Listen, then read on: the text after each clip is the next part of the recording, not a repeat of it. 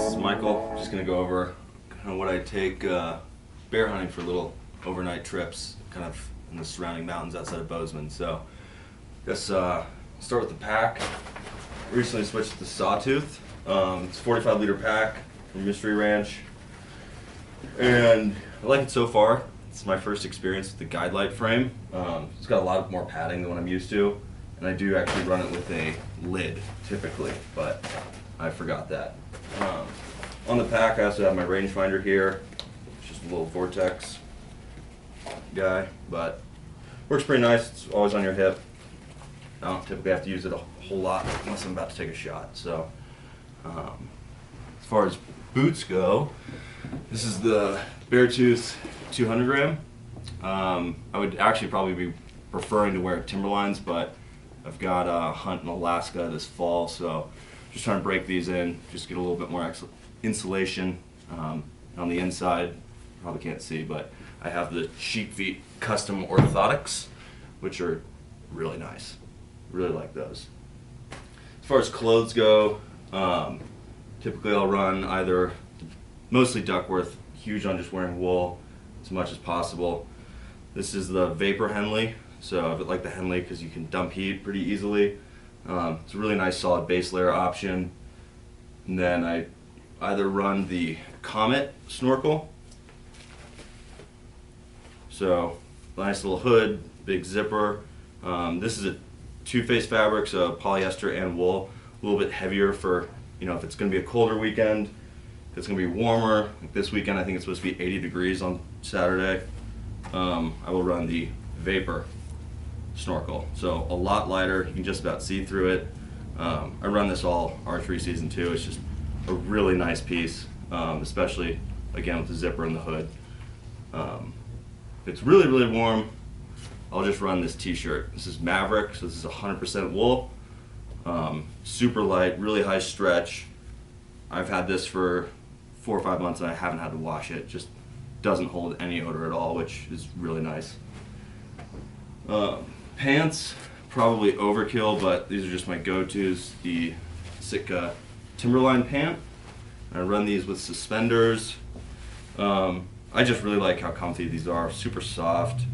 I don't typically have knee pads in them, but waterproof seat, waterproof knees. It's just really nice, durable pant that I know I can kind of trust, which is big for me. And then a jacket, if necessary. Sika Jetstream, another go-to. Massive pit zips. What I like too is this actually has some tapered sleeves, which are inside the coat, but it fits me really well. I like my stuff to fit pretty tight. Just easier to layer up that way, but don't always need this. But if I'm going to bring a jacket, this is the one I always bring. Insulation and rain, this is what I'm more likely to take as outerwear. So the Duckworth Wool Cloud, so pretty cool. This is a nylon face, but the insulation in this, instead of down or polyester, is wool. So it packs up just about as good as like a polyester piece. A little bit heavier than down, but lighter than polyester typically. And you can get soaking wet in this, and it will still function to its entirety as far as insulation goes. And unlike down, it won't pack down. If it does, I've just dunked it in the sink, submerged it, hang dry it, it's good to go. So really like this.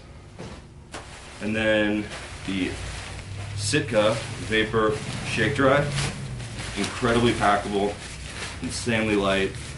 I've had this just kind of in my fishing pack, backpack, truck. It's just really bomb-proof and light.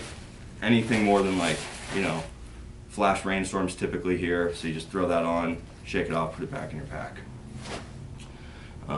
Orange vest that I got from, I think, like Walmart or something, but just a nice little light orange vest because we have to wear orange here during bear season. OR Expedition Gators, really like these, just cordura fabric, just a little bit stouter than most of the Gators. I just think they're the best ones out there. Huge for bear hunting because you spend so much time on glass is the Helinox chair. This is, yeah, swivel chair. So I can set this up, helps for ticks. Just nice to be able to sit down off the ground and hang out, which is mostly what bear hunting is. Jet boil flash, for cooking. Got an assortment of food, backpacker's pantry, chicken Alfredo, chili mac with beef, love that. Some, I think, goose jerky that I made. Trail mix, bars, candy bar. Just kind of a rough idea. I'm not out for more than probably 2 nights typically. Working the 9 to 5 here at Schnee Corp. So, for my binos, this is Mystery Ranch Bino harness with the actually FHF bear spray. If I'm going into the Bridgers, I probably won't bring bear spray usually. Gallatin's for sure, big grizzly bear country. Got my Leatherman on the bottom as well. And then inside, EL 12x50s.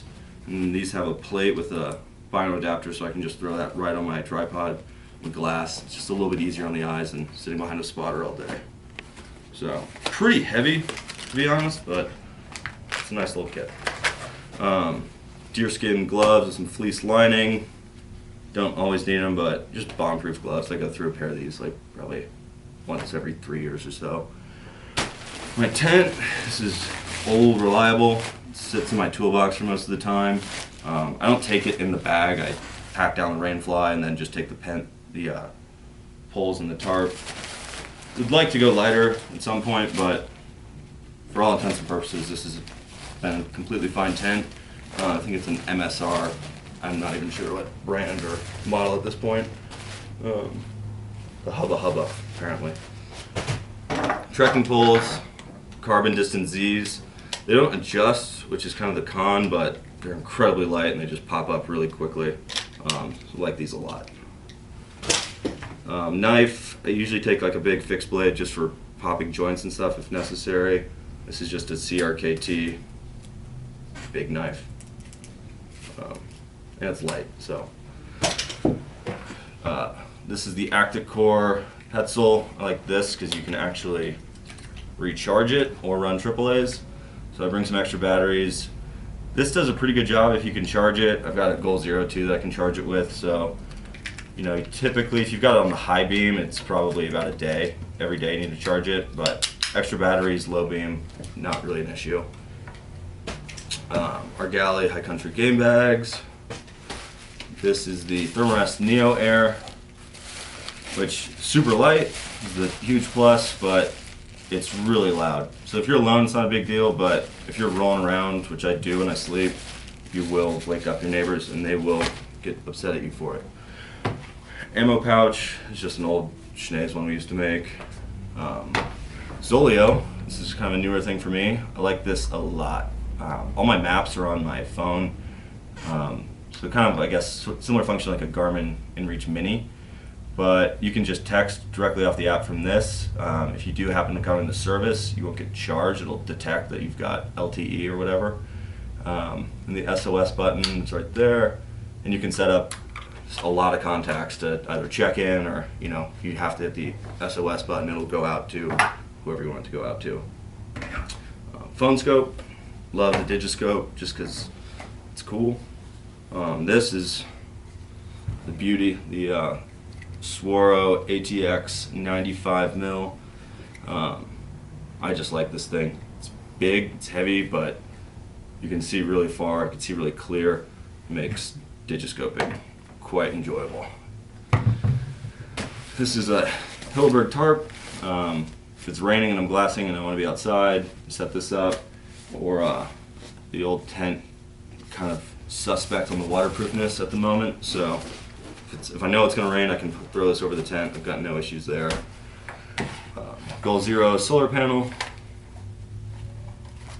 pretty easy.